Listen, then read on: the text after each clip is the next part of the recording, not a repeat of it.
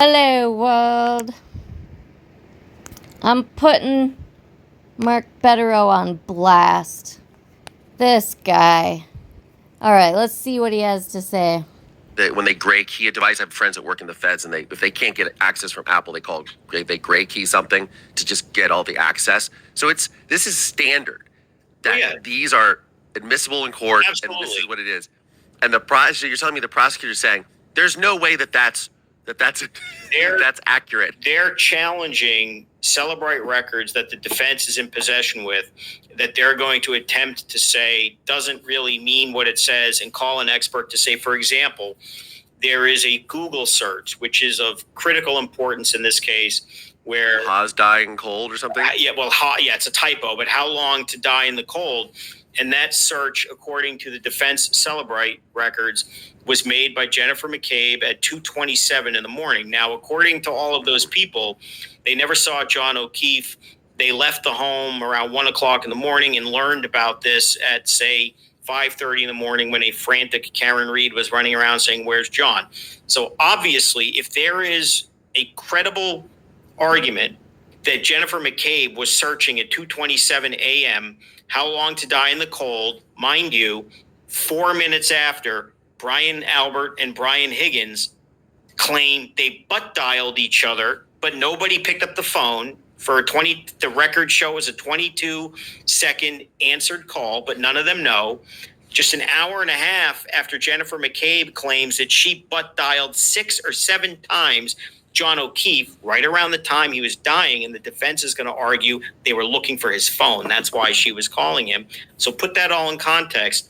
And then if she's, after that timeline, performing a Google search after this Higgins and Albert call, how long to die in the cold, when she shouldn't know about this, then this case is over. If that's a credible Google search, it doesn't matter what happens after that point.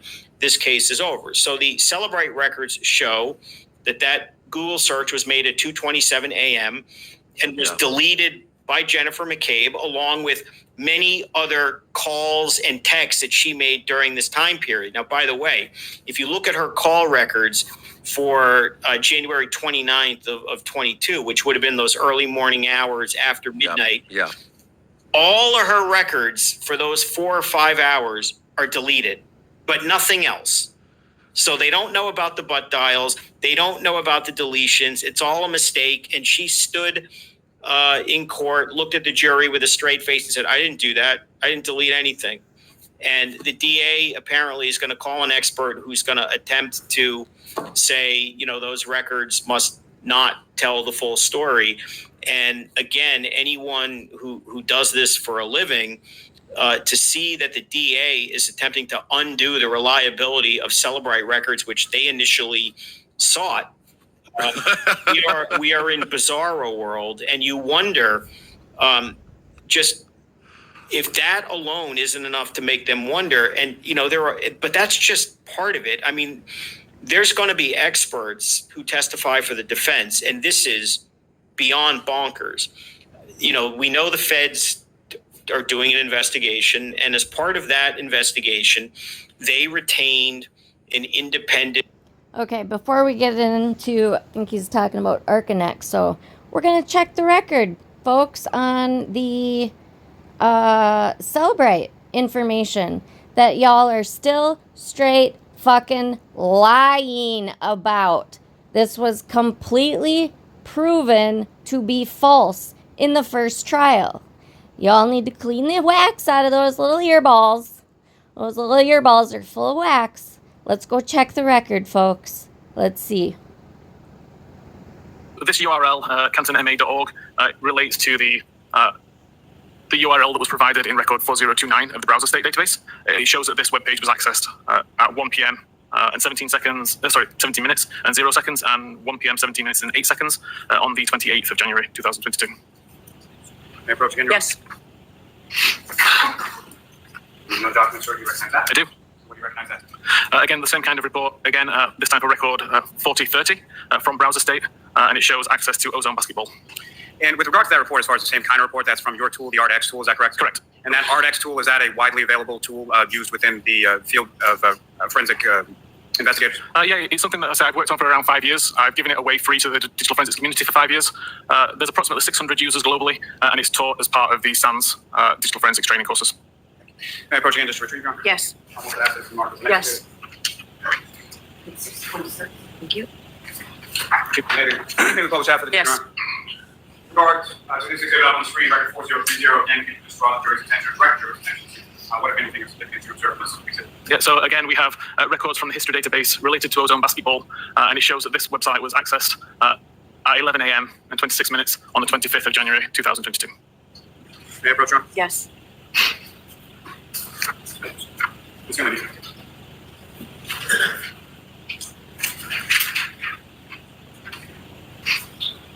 Now, with respect to sort of the totality of your analysis, Mr. Whitman, what, if any, conclusions did you come to as to the timing of the two searches in question with relation to what you observed in your analysis and testing of this device? Yes. So, in conclusion, I determined that the tab that was used was focused at 227.40. So the tab was opened at that time, at which point it was being used to show ozone basketball and Hockomock Sports websites. The 6:23 timestamp is when the search was first conducted. FKR, folks. This is really important. Mark Betterow, Young Jerks, Attorney Little, Turtle Boy. I know I'm missing about 8,000 of them. LTL, Glarer, Churchwell, Baker, all y'all that are pushing all this, listen, please. Nurse Kim and Dave, listen, please. The Greg Hill Show, listen. Never loaded the page, otherwise there'd be a record in the history database. And while that page was still loading, a secondary search was conducted for Hoslong to Die in the Cold. Again, that page never loaded either, although these both did show up. Look at the faces of these people. Jackson doesn't like what he's hearing. Karen doesn't like what she's hearing. Yannetti is not happy about it. We gotta make this shit go away. Karen's giving him a look of laser eyes.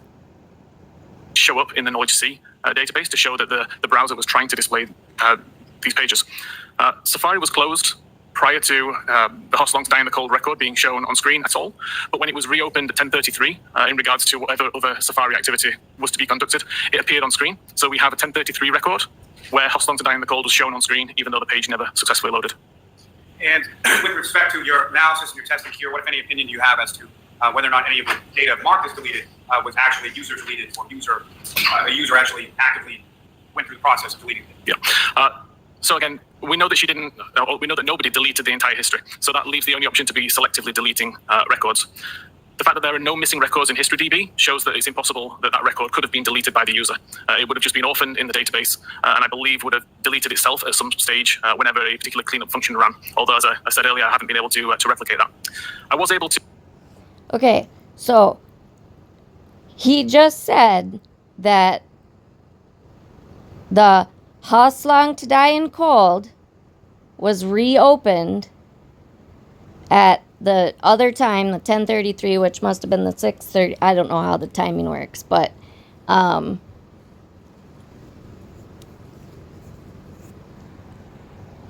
getting tongue twisted. Okay, let's listen to him again. He says it better.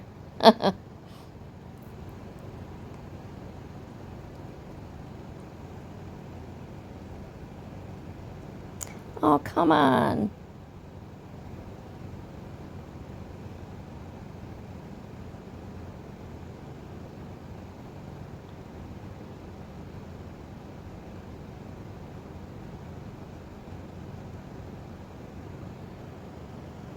Of the two searches in question with relation to what you observed in your analysis and testing of this device. Yes. So, in conclusion, I determined that the tab that was used was focused at 227.40. So the tab was opened at that time, at which point it was being used to show ozone basketball and Hockomock Sports websites.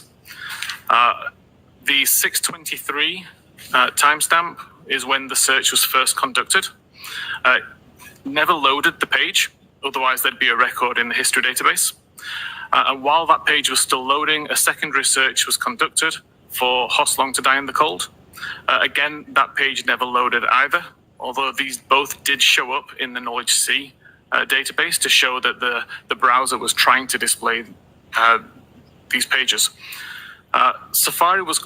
Okay, so in layman's terms, he just said that the URL was opened at 2:27, two of them. She was looking at her daughter's sports pages. Again, this is a wife and mother who has been terrorized and victimized and called a murderer in her own community for 2 years. And it's continuing to be perpetuated by awful human beings. She did not murder her friend John O'Keefe. Karen did. This man that's speaking right now is one of the top guys in Celebrate. So Mark Betterow, no, the state is not saying Celebrate is not reliable. He's saying the bullshit testimony from Green is not reliable. And Lally finally gets him to acquiesce to that in the very last sentence of his testimony. So I will also include that in this video. But for right now, this is the Celebrate guy. He's going to go on to say that he wrote the freaking program. So tell me, Mark Betterow, tell me, Karen Reed, tell me, Turtle Boy, tell me, Alan Jackson and Yannetti, how in the hell are you still pushing Haas Long to Die in Cold was conducted at 2:27? This man just proved that it didn't, and we're going to continue to listen to him. 2:27, the websites were opened at 33, I think, was the first attempt at Haas Long to Die in Cold. The timestamp of 2:27 was because when you open your internet or your Chrome or whatever you use, Safari, on your phone, it's reading the timestamp from when she opened the page. You know how you keep using the same page when you go back in? That was the problem.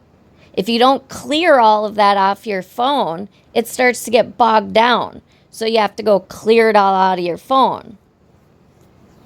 She didn't clear it.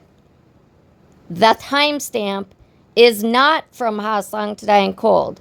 The first attempt at that was 6:33. It didn't even load because she's frantically trying to get this typed in on her phone with her health issues, freezing cold, in shock from the loss, from what is happening to her, what has happened to her friend.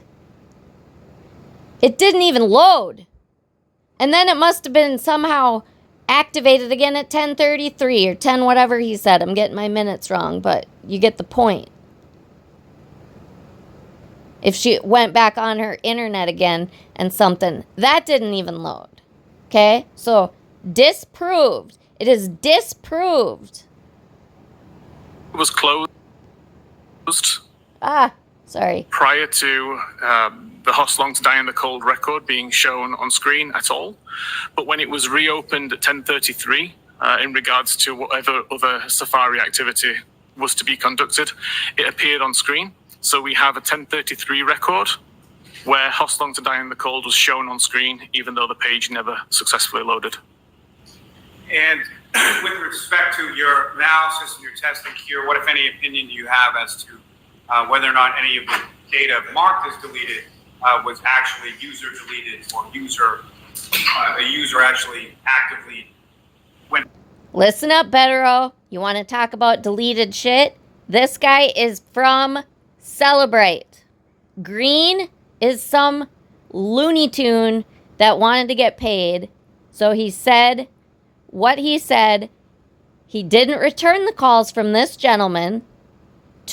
He reached out and tried to explain it to Green. Green pretended like, oh, I never got an email or a return call from them. No, I don't know what you're talking about. I didn't hear that. Okay, Green. Let's see what the Celebrate expert has to say about deleted calls. Went through the process of deleting Yeah. So again, we know that she didn't, we know that nobody deleted the entire history. So that leaves the only option to be selectively deleting records. The fact that there are no missing records in HistoryDB shows that it's impossible that that record could have been deleted by the user. It would have just been orphaned in. It is impossible. Do you hear that? It is impossible. That's rare. But digital forensics, these guys know their shit. This guy knows his shit. He wrote the freaking program, which you're going to hear in a little bit, to fix the problem that they were having because people were misreading phone records because of the issue that they were having, because when you open the browser page, it was reading out that that was the time. If you went in and did another search on that same page 3 hours later, it was still producing the timestamp of the 3 hours previous. They had to fix it for this reason. In the database, and I believe would have deleted itself at some stage whenever a particular cleanup function ran. Although, as I said earlier, I haven't been able to replicate that. I was able to. So it definitely wasn't user deleted. Most likely, they were deleted because your phone gets so much information, and then like your emails, they have to get cleaned out. Which most emails don't automatically do that. You have to go in and user do that too. But things get lost. As you build that up, then they have to clean out to make room for more. So it's just cycling through. Continue to read the various versions of the page that contained Hoss Long to Die in the Cold browser state record, and found that it existed at the same time as another record that was created at least 2 days later. Therefore, I can determine that that particular record was not deleted until at the earliest 10 p.m. on the 31st of January. And that it's not possible that the user could have created or caused that deletion to occur.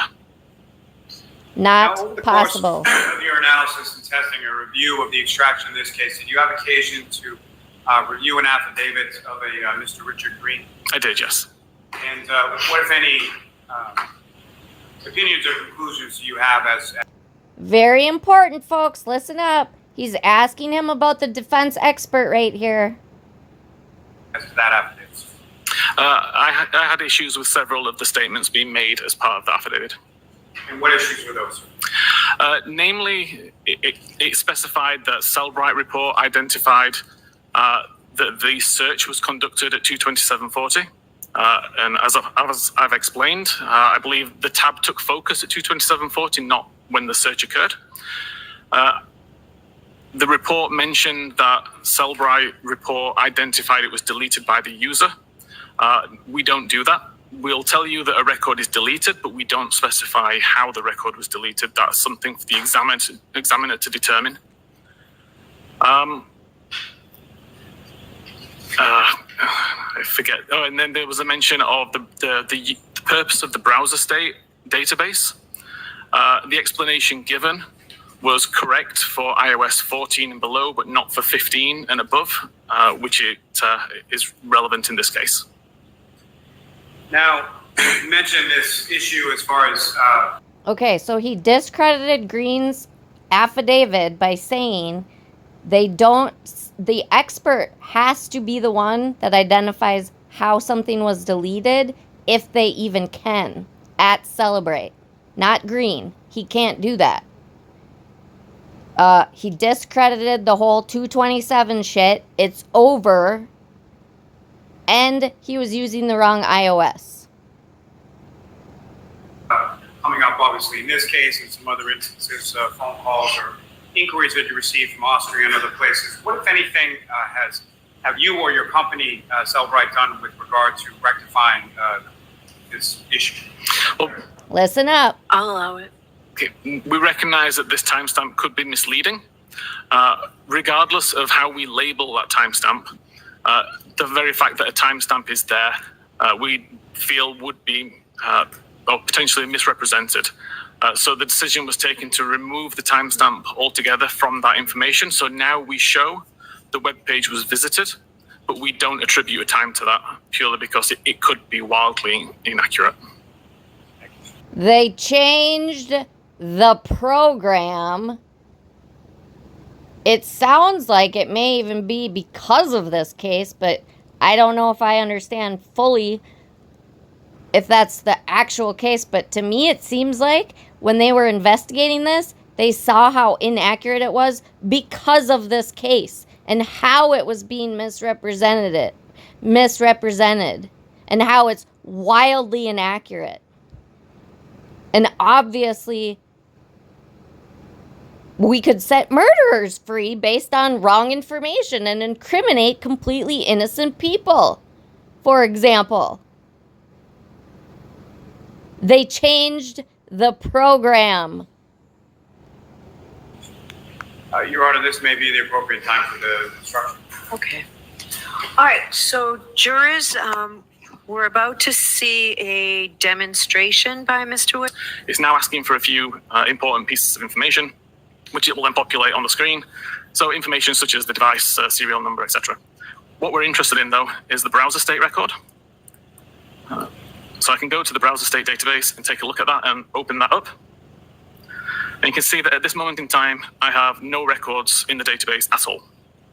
If I go back into the live view of the phone, you can see I have Safari open from last night. So it's been sat in the background overnight and not doing anything. But at 10 past 8 last night, I performed this search in a brand new window. So started Safari, opened up a new tab, immediately searched for new tab at 2010 on the 16th of June.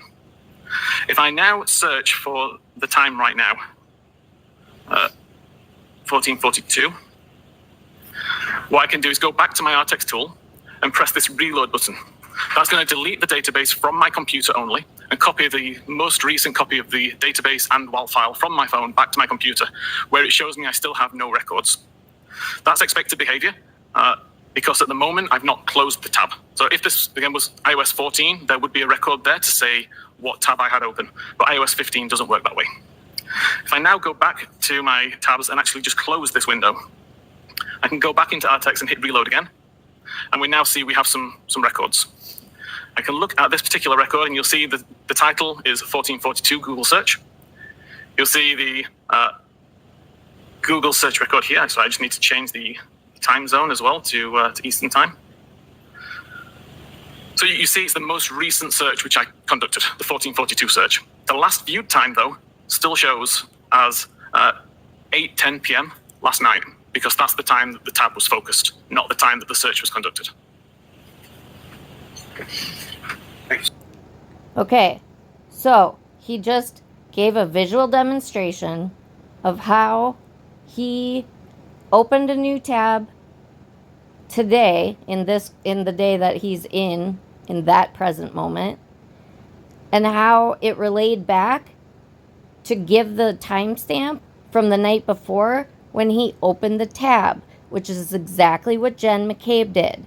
He's illustrating that in a visual way that is how it was misread. And Green knows it was misread, and so do all of the folks on the defense side.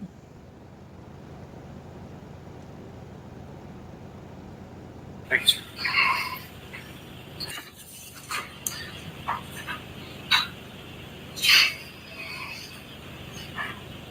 Any discrepancy between the iOS version in Ms. McCabe's phone and the iOS version in the demonstration that as Exhibit 48? Oh, dang it. iPhone itself. Meaning behind that timestamp has been consistent.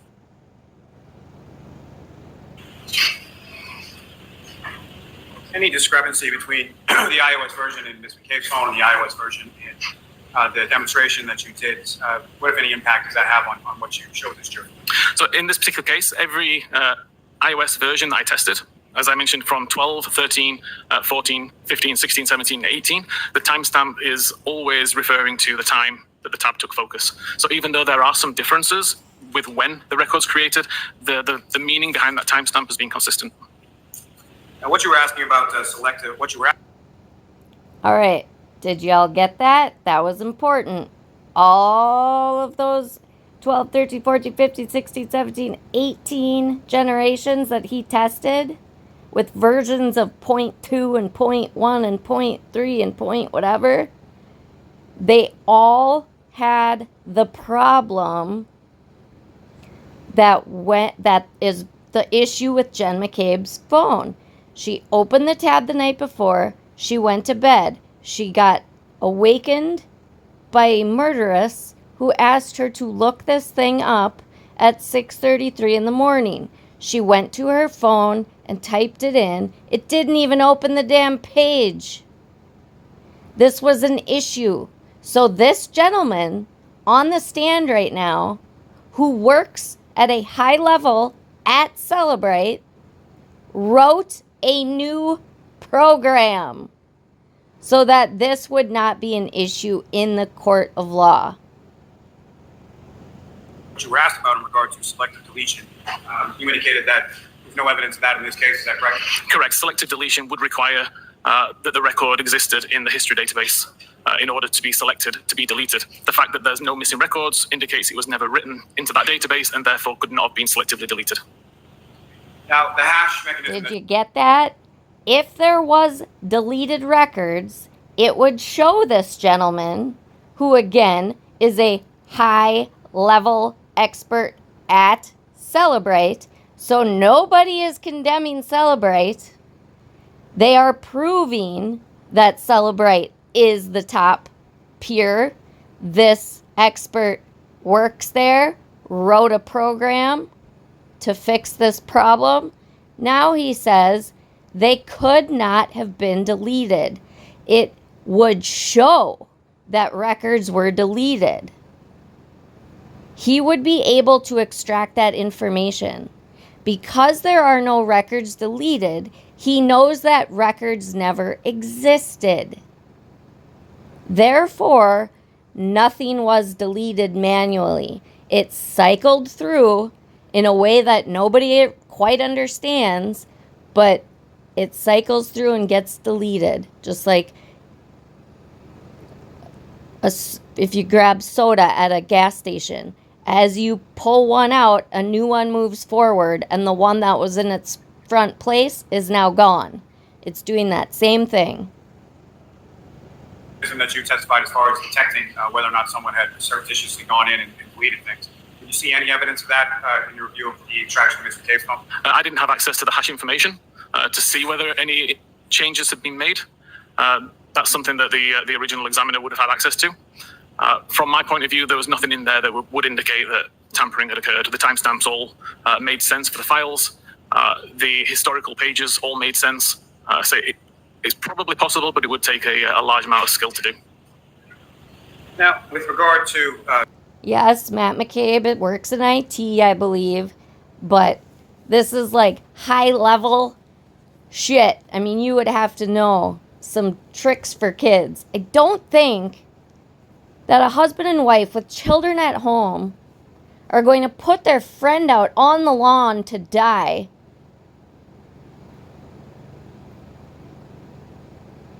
and then just go about their business, search basketball, go to sleep, no big deal. We just are murdering our friend right now. We didn't even put him out of his misery. We're just, gonna let him freeze to death on top of it. You gotta be out your damn mind. Your analysis and your testing in this case, again, what is your opinion or conclusion as to when these two Google searches were conducted? I'm of no doubt that the only time those two searches were conducted was at 6:23 and 6:24 on the morning of the 29th. He is of zero doubt. He knows exactly when those searches were conducted. 6:23 and 6:24 on the morning of the 29th. Did y'all get that? This is the Celebrate expert. I don't know how many more times I can say that. Thank you, sir. Nothing further on. Prior to today, have you ever heard of spontaneous deletion? It's not a term I'm familiar with. Thank you. All right, sir, you are all set. Thank you very much. Thank you. All right, we're going to check out green now, because there's a very important thing that y'all need to see.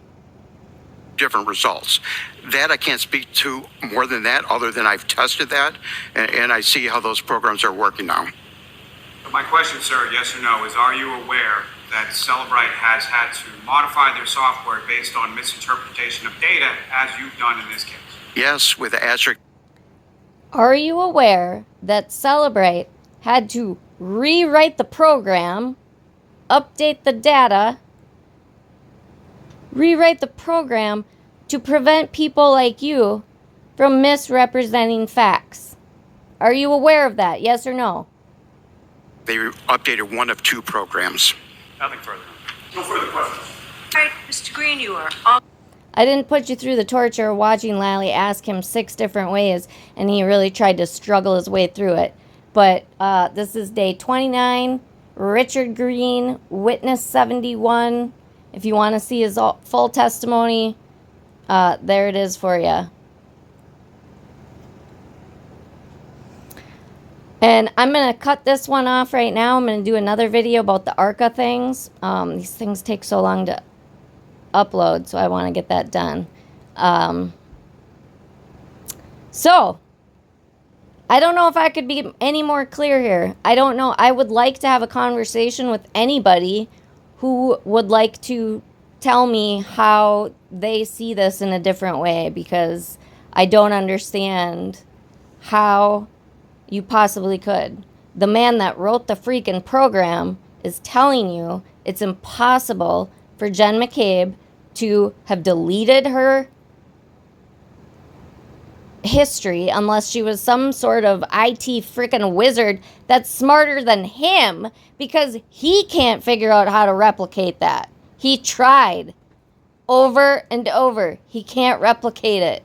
He doesn't know how it works. Nobody knows how it works. So if there is a way, Jen McCabe would be a fucking millionaire because she could go fucking be the next IT guru.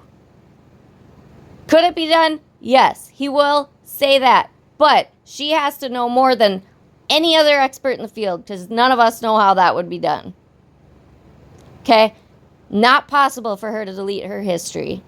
And then, the Long to Dying Cold was done at 6:33 or 23. I forget. I keep messing up my minutes. I think it was 2:33 and 2:34 the night before is when the window was open, and then 6 whatever in the morning. 33 and 34, I don't know. I'm messing up the minutes. Okay? Unequivocally, that is when that happened.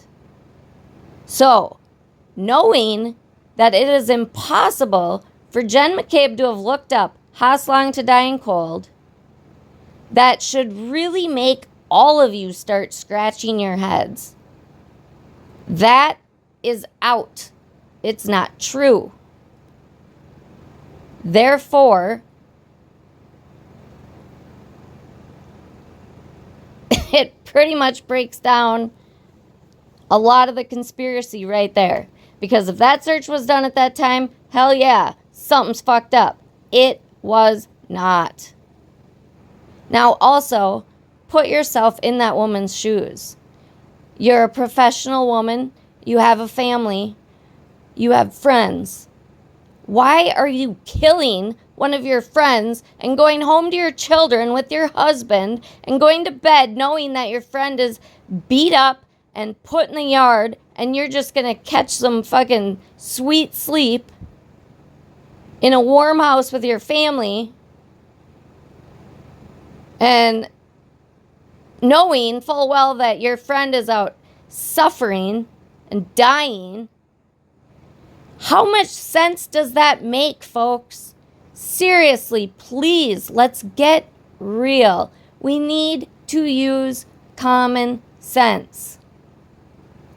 Again, anybody that wants to debate me, I would love to have intellectual debates on my program.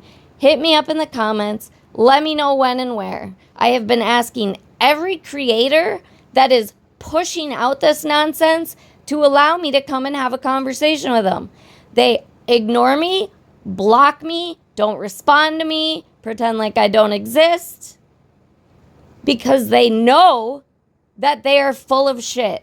And they know that when they get confronted with the crystal clear evidence, they're going to be backed in a corner and not be able to get out. If you think that you would like to have a respectful, passionate conversation about anything, I will be a guest on your show. You can come onto my channel. We can talk off the YouTube streets. Anything you'd like. But I'd rather have a conversation. I get really tired of typing because I can't see my freaking phone half the time. The letters are so small, it's too difficult to type and keep up with chat. Like, that shit is so ridiculous. I can't do it. I don't want to do it. I want to have human interaction. I want to be able to ask you a question and you respond. And then you ask me a question and I can respond. And we can have a debate.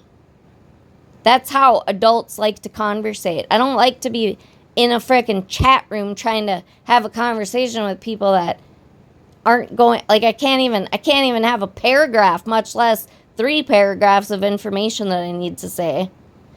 Then I'm missing the person that's running the podcast. It's nonsense to me. If you think if you actually factually believe in Karen Read's innocence, honest to God, you are not grifting. Prove it to the world. Have me on your show. Come on my show. Hit me up. Let's do this. We need to spread love and light, truth and justice, and love for the O'Keeffes. No more booing a victim's family. No more calling them names. And shame on all of you, Dave and Nurse Kim, who want to fucking talk about how the civil lawsuit is a grift. Turtle Boy, Melanie Little, The Glare, LTL, the same fucking people, Young Jerks, Better. It's fucking despicable. I mean, attorneys are saying this shit. Civil lawsuits are definitely part of the process to have somebody take accountability for their actions. O.J. Simpson, the jurors told us afterwards they knew he was guilty. They were making a statement because they were pissed off about the racism and the Rodney King death. It was a racism thing. They knew he was guilty. Unfortunately, Nicole Brown Simpson's family paid the fucking price and had to live with the fact that the murderer of their loved one was out living in the free world.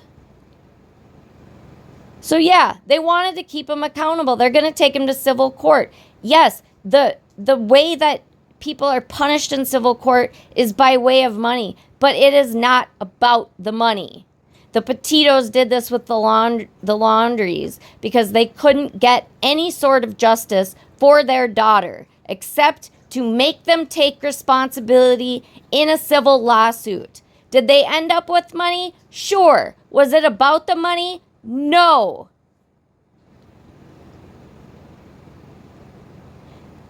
Anybody who has lost a loved one would fucking throw any money that they have out the fucking window and burn it to have their loved one back. Shame on all of you who say that shit. This has been a fucking circus that they've had to live through. Talk about trauma. O'Keeffes, if you by chance happen to hear me, I don't know if you're allowed to speak when you have a civil lawsuit action, but y'all need to do more interviews. Karen is about to do another publicity tour. It's disgusting. The people want to know your side. Well, you know what? The people need to hear your side.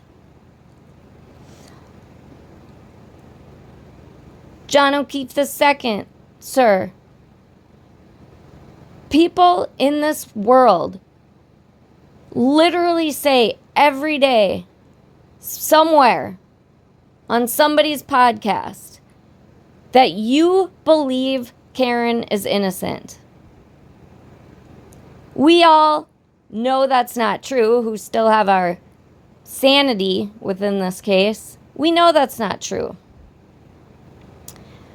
But you need to come and let the public know you are not on this woman's side. She took your adult child, your second one of the three.